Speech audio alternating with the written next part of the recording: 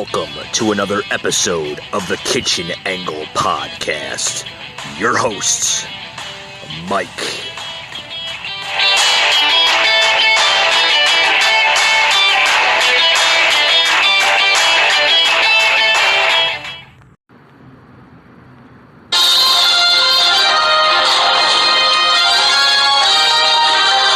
Hello, everyone. Hello. Welcome to the show. Welcome to the show.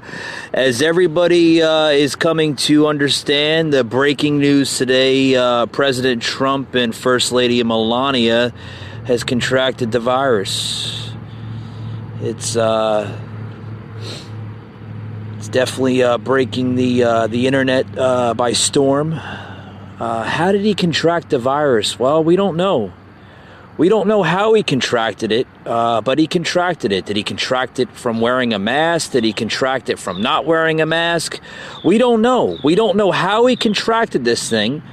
We do know that he's been holding some massive crowds of rallies in the last coming weeks into the last few months.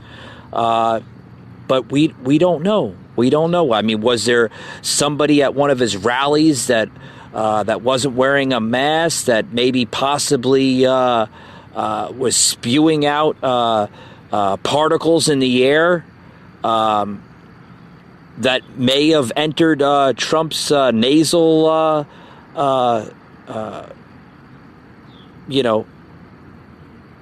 airwaves? We don't know. We don't know. We don't know. Maybe that supporter could have been wearing a mask and it could have stopped it, or maybe Trump could have been wearing a mask. Who knows? Who knows? You know, maybe by wearing a mask it made it difficult. We don't know how he contracted this thing. But I will say, it's rather shocking that this is coming into play well under a month before the general election. I must say that. I mean to have this breaking news break the internet, break all major news platforms, everything. I am very, very shocked that it is putting a sympathy towards the radical left. We've seen social media postings of get well to Trump by other Democratic leaders, both Democratic and Republican tweets. We've even seen his opponent, Joe Biden, basically giving his sympathy towards the president and First Lady Melania of a speedy recovery during this progress. I do want to play a soundbite of the tweet that basically came into play here. That was rather disturbing on that part of a tweet. I mean, do we have that tweet? Rashab Tlaib, basically, pretty much, blaming Trump. Oh, if he would have wore a mask, he may have, could have been saved from this virus. I mean, this woman is just beyond evil. Beyond evil. I mean, seriously. But what can you do? What can you do? Do we have that tweet? We don't have that tweet. But first thing first, welcome to today's show. We got a lot to talk about. We're going to talk about the breaking news of the virus that Trump and First Lady Melania, had contracted. We're going to talk about we're talking about a lot of stuff on today's show, folks. But with that being said, we'll be right back after these words.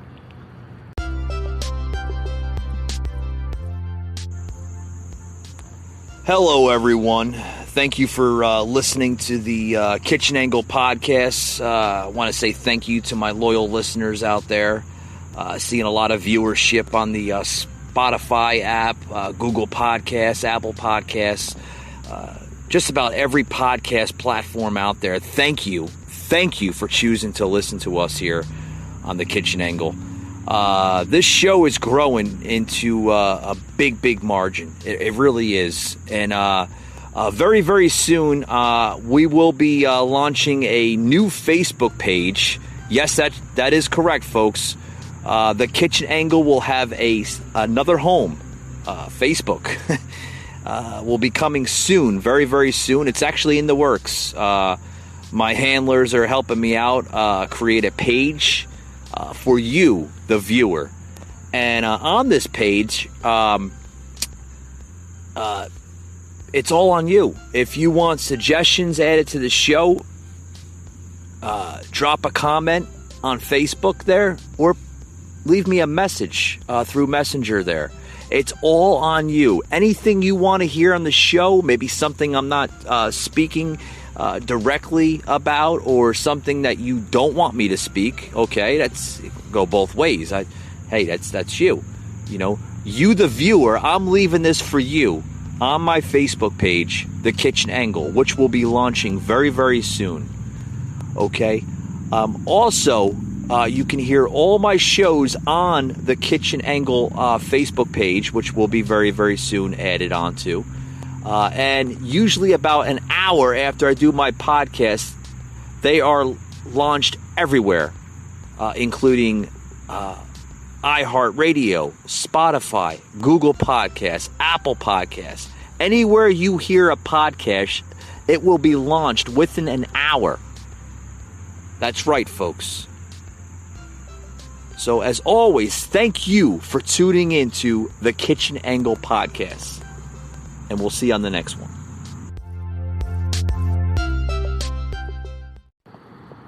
All right, folks, welcome back to the show. Welcome back to the show. A lot that we're talking about today. We're going to be talking about the diagnosis of Trump contracting the virus.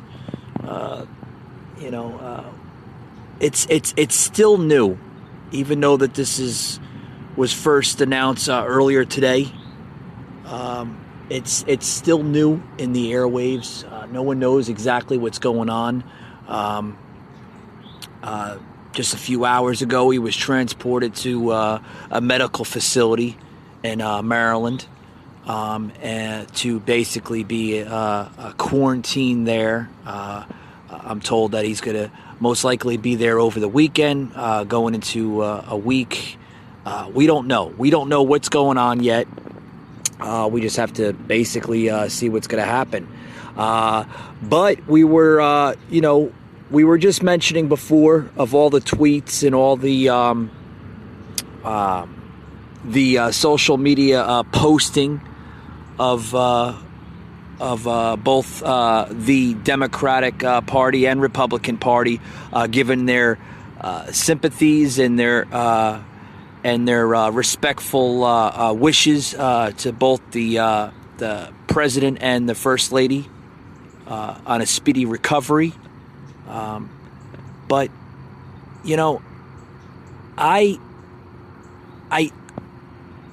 I am in the dark with this, just as you are, as the listener here. I don't know what's going to go on. I don't know how it's going to be played out in the general election. I don't know what's going to happen. A lot of people are questioning this.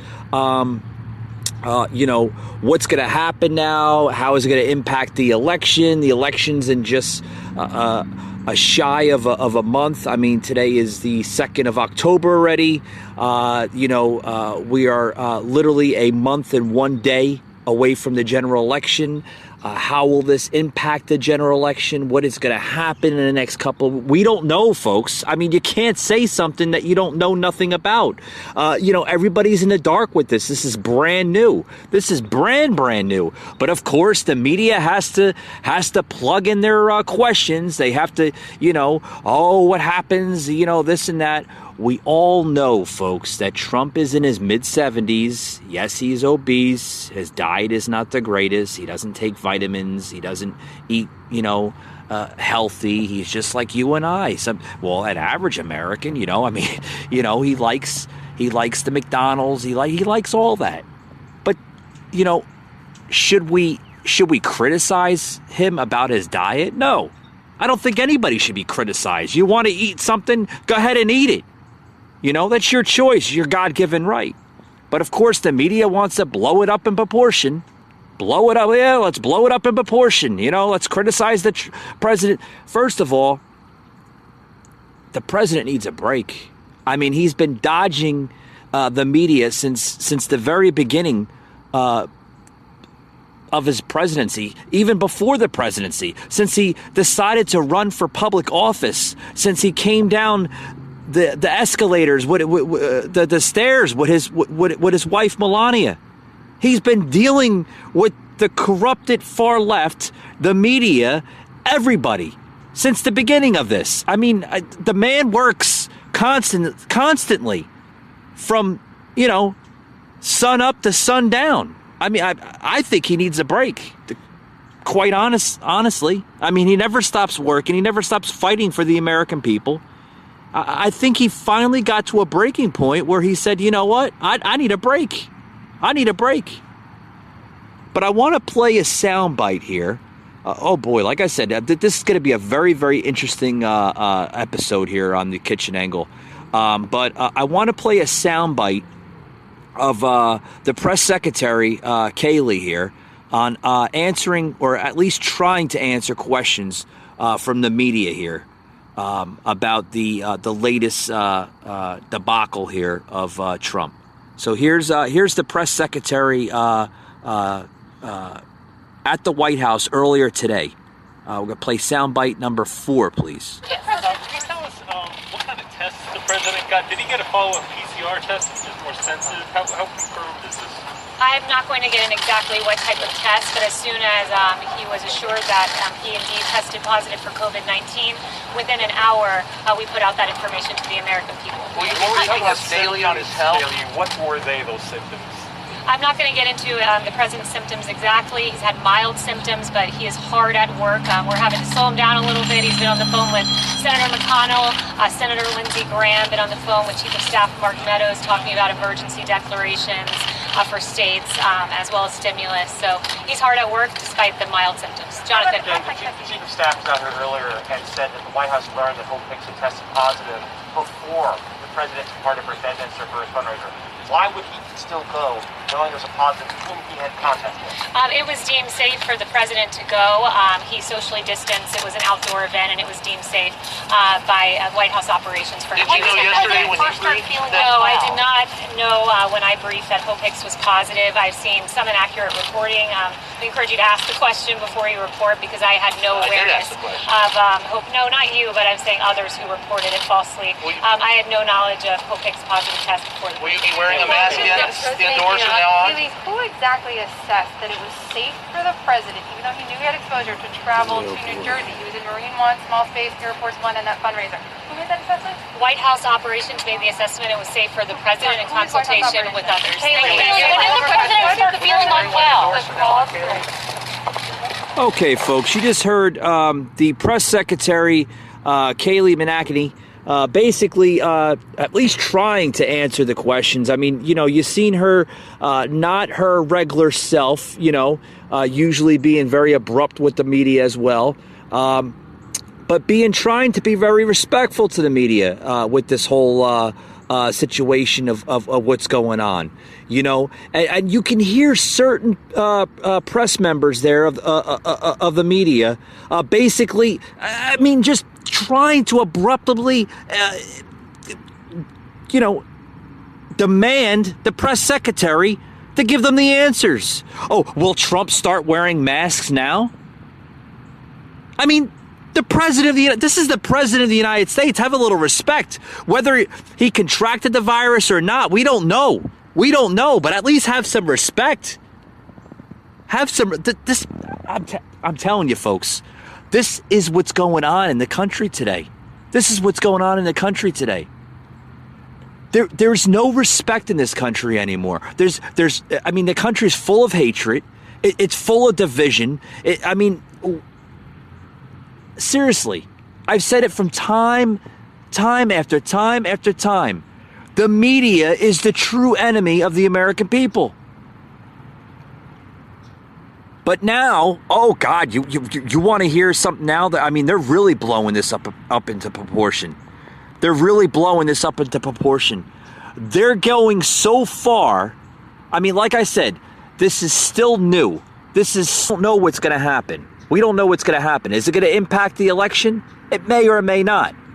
Will it change the view of the voter? Sure it can. Sure.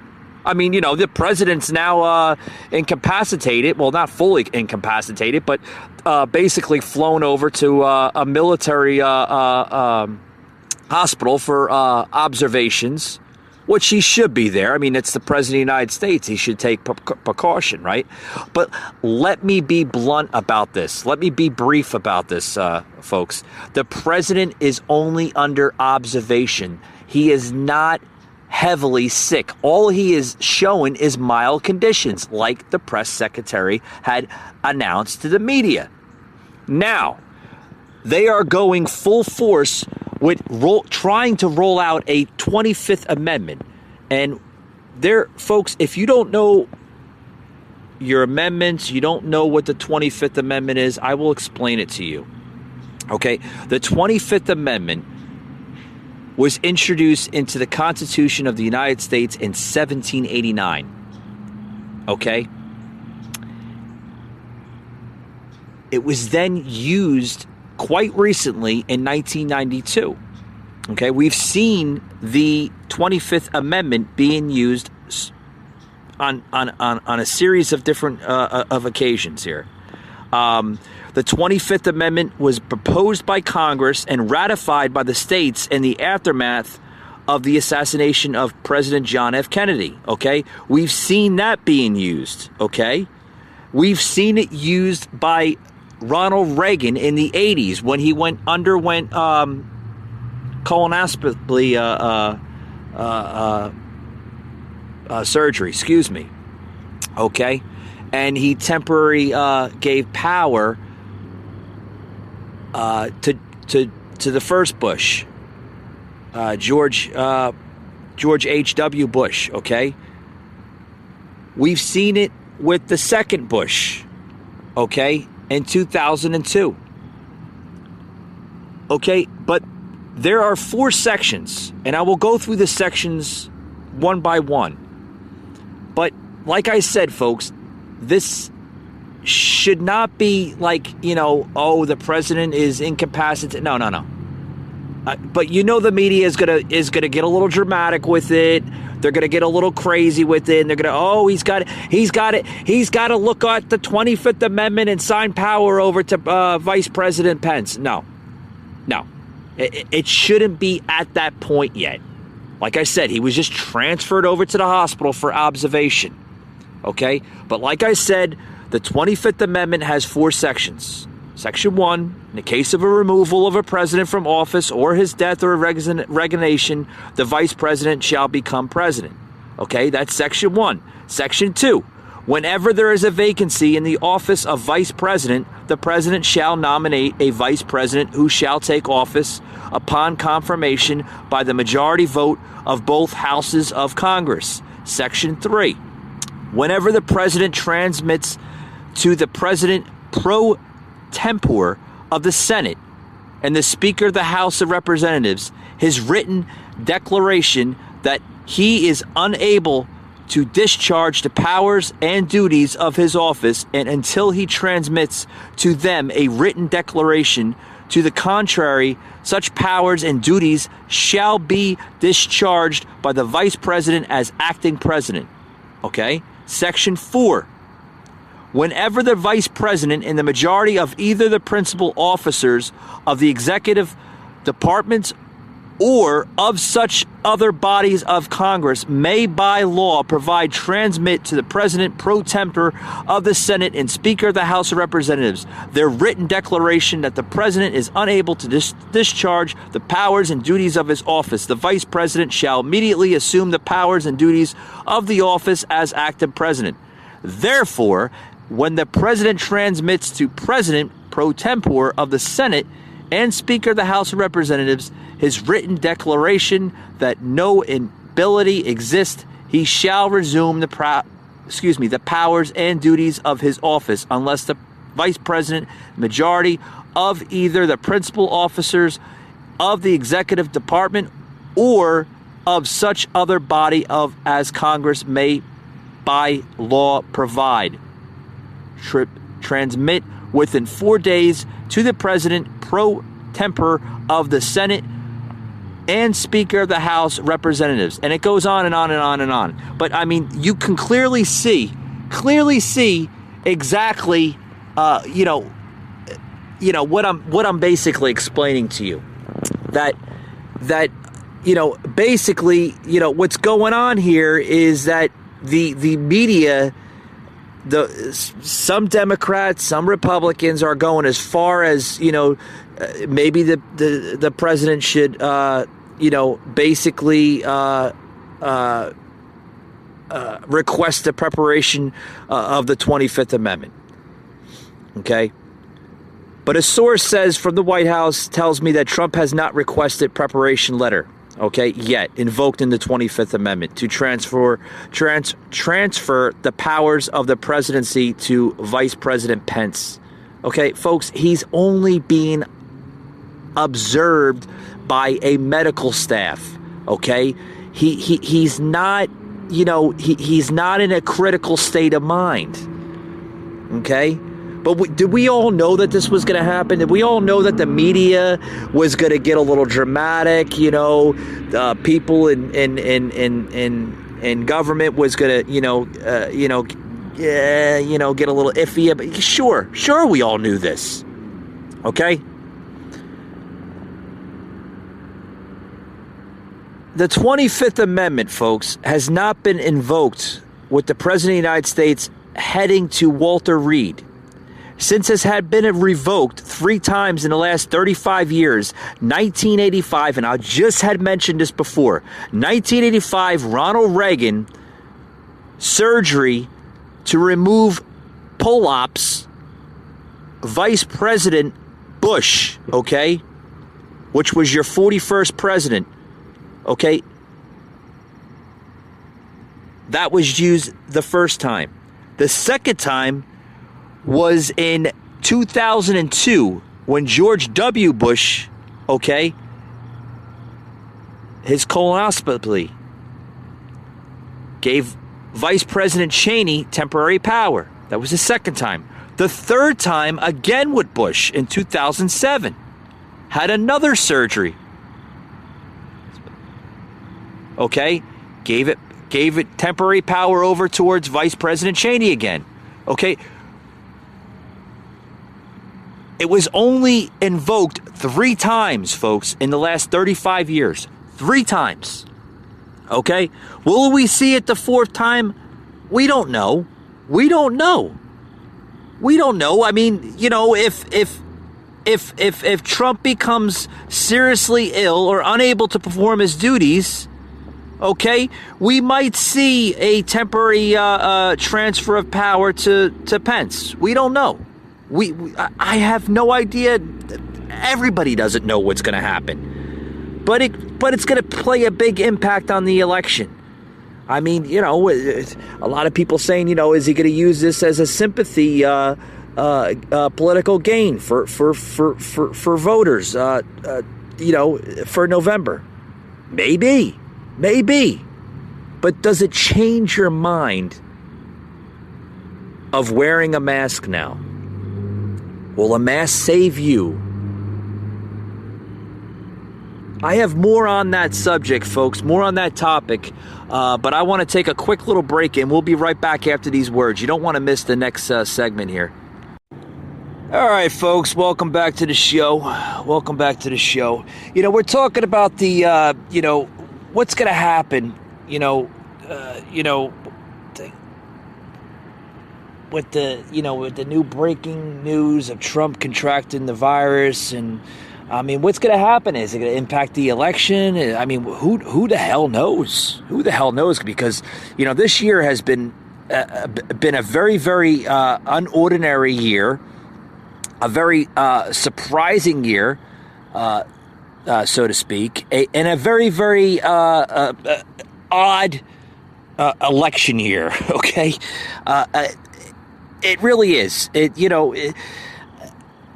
I want to go back to the debates here.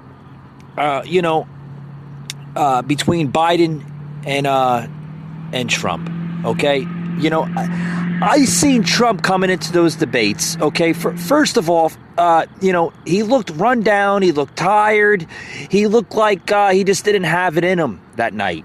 Was he battling Joe to his fullest? Yes and no.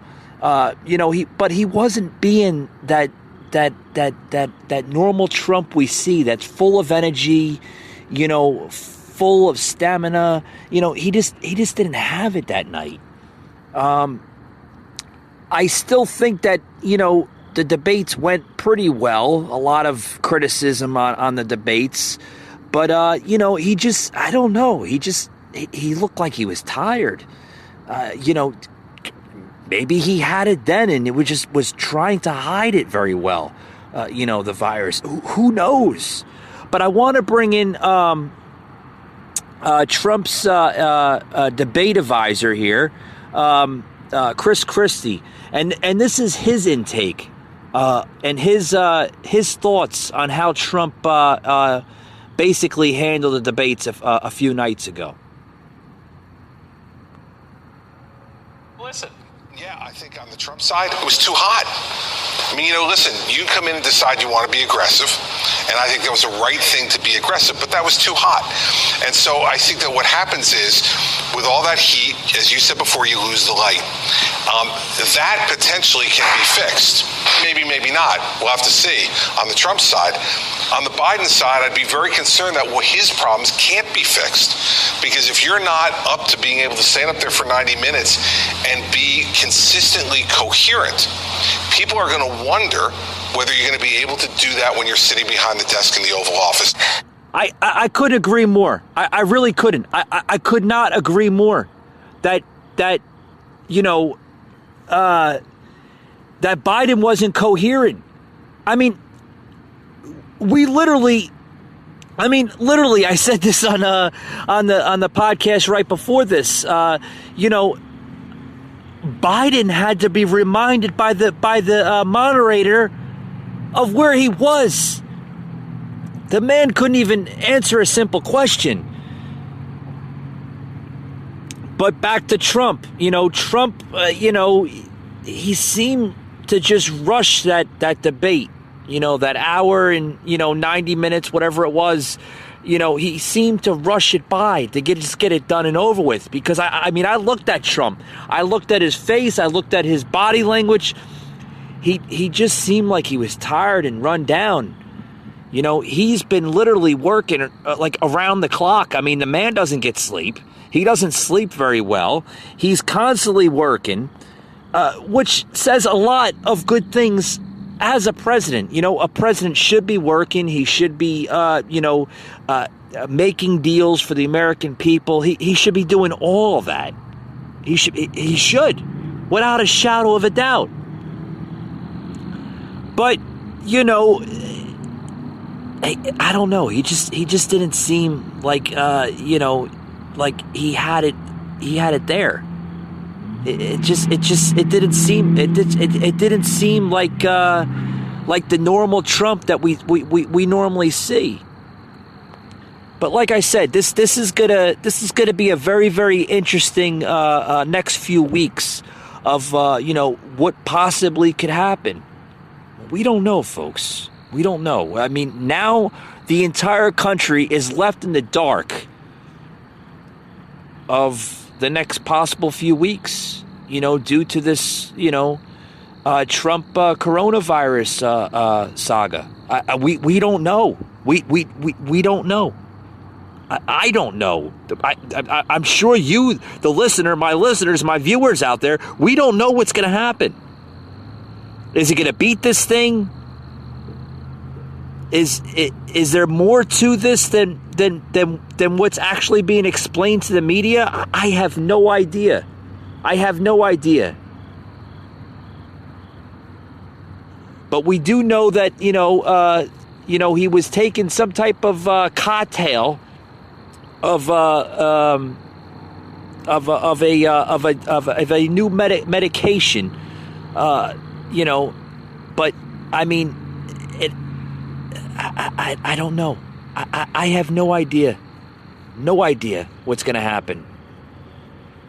I want to get into a few other things here. Back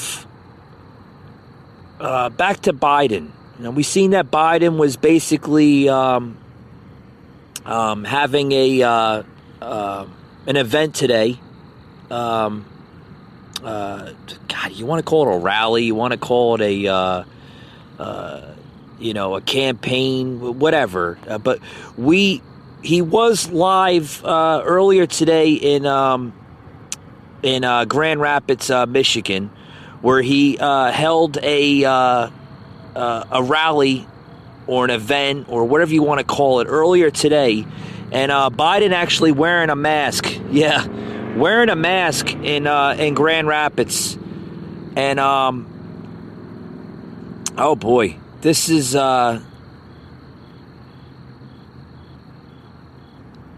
this was just Biden basically in Grand Rapids. Do we have that sound clip? We're looking for the sound clip here.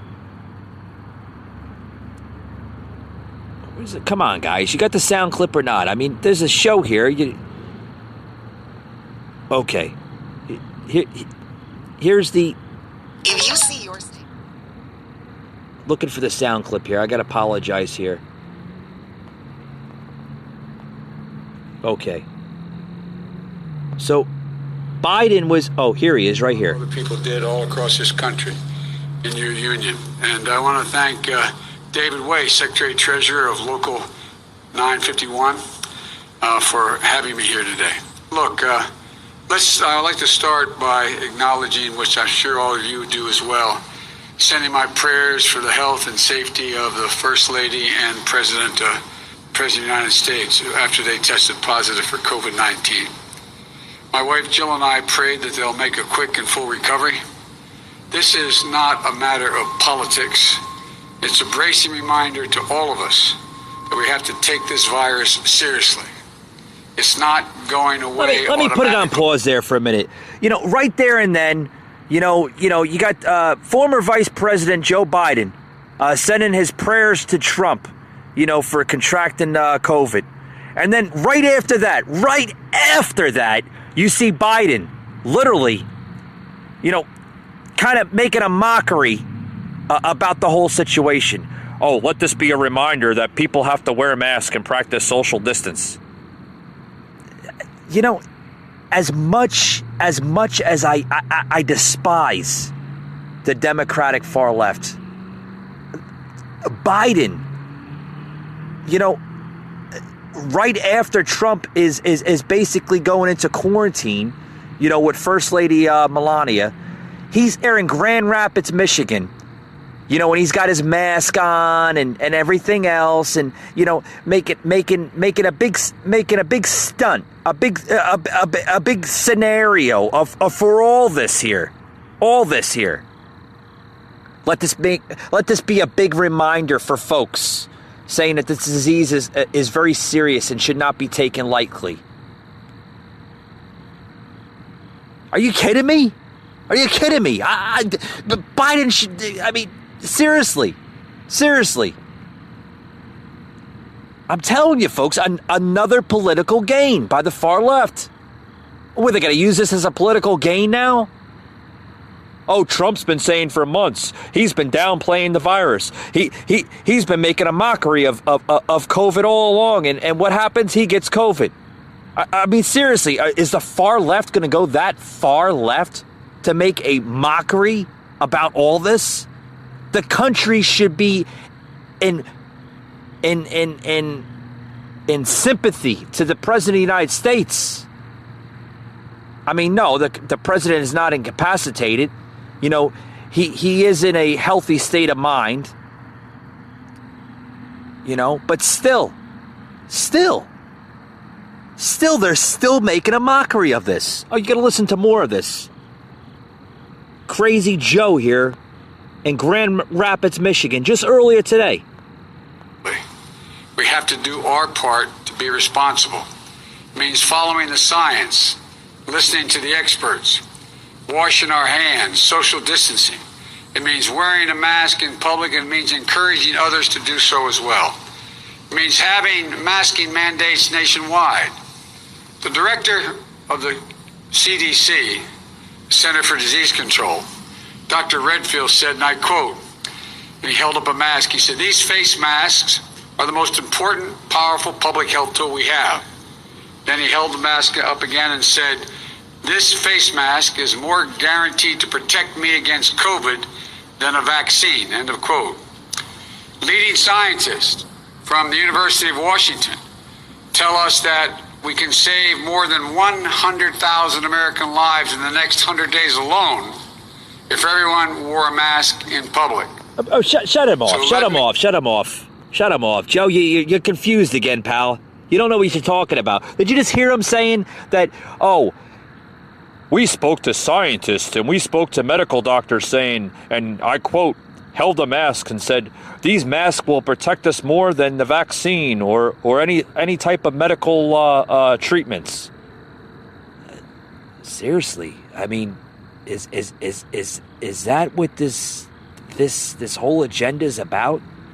Seriously, Joe, you're trying to tell me, and you're trying to tell the American people out there, okay, which you shouldn't even held a campaign event anyway today, of the certain situations that arose earlier today. You know, I don't think the media should even, go into attack mode. I think this should be, orchestrated as, not to attack people that, that are downplaying this, but to try to unify this. And what is Joe doing right now? Is he unifying anything? No. He's just continuing being Joe. And, let's just blame Trump. Yeah, it's all Trump's fault. I'm telling you, folks. Now, does this change the situation with the whole Trump coronavirus hospital saga? Does it change it? Does the voters now say, "Oh, let's vote for Joe because we can't trust Trump and he's not taking this serious. Look what happened to Trump and this." Is the voters going to swing that way? Are we going to see voters that are going to jump on the Biden-Harris machine along with the Pelosi machine? Because Biden is not the real candidate. The real candidate in this whole thing is the Pelosi machine. I've said this, that California is more corrupt than third world nations in this world. Are we going to jump on that Pelosi machine and see, and say and just give up on the whole Trump train, so to speak, and vote in Biden? What's going to happen in the next couple of weeks? I don't know. But I'm sure as hell, and I sure as hell hope and pray that this turnaround with this Trump situation comes around in a healthy way. I hope and pray that we still see Trump on the ballot in November. Because, folks, this election is turning into a complete mess. Are we going to see the debates? We're supposed to see another debate in another week and a half between Biden and Trump. Is that even going to take place? As far as we know, Trump has canceled all campaign events. Is the debates going to be canceled? Hell, is even the general election going to be postponed? What is going to happen in the coming weeks? I don't know. I have no idea what's going to happen in the coming weeks. We don't know. No one knows. Everything is in the dark right now. Everything. Literally everything is in the dark right now. We don't know. But I can tell you right now, I hope that this new situation doesn't get Trump voters to just say, you know what, we're giving up. We're going to jump on the Biden machine, the Kamala Harris machine, and we're just going to vote. Because I'm telling you right now, guys, don't give up too early. I think this is a political stunt by the radical left to use this situation as Trump being vulnerable right now and gave up and downplayed this virus. I think that's what's going on. I don't want to say it for sure, but I'm telling you right now, folks, there's something in the swamp that this doesn't smell right. It doesn't not smell right. It's I'm telling you right now, don't give up.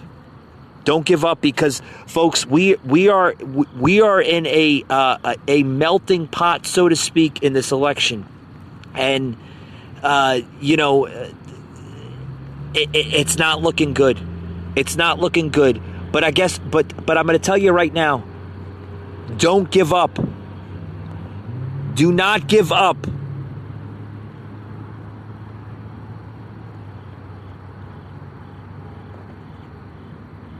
Because this movement, the MAGA movement, has been the biggest movement in political history. Do not give up, folks. We are in a fight for this country. Trump is a warrior for you. They are attacking him because they want to hurt you. He is in the middle of all this, folks. Do you know that? Do not place your sovereignty on the Pelosi, Biden, and Harris machine.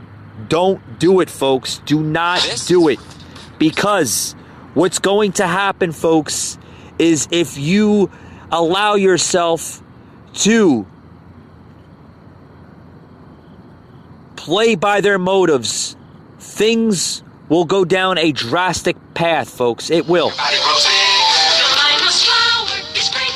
With that being said, folks, thank you for joining into today's show, and we'll see you on the next one.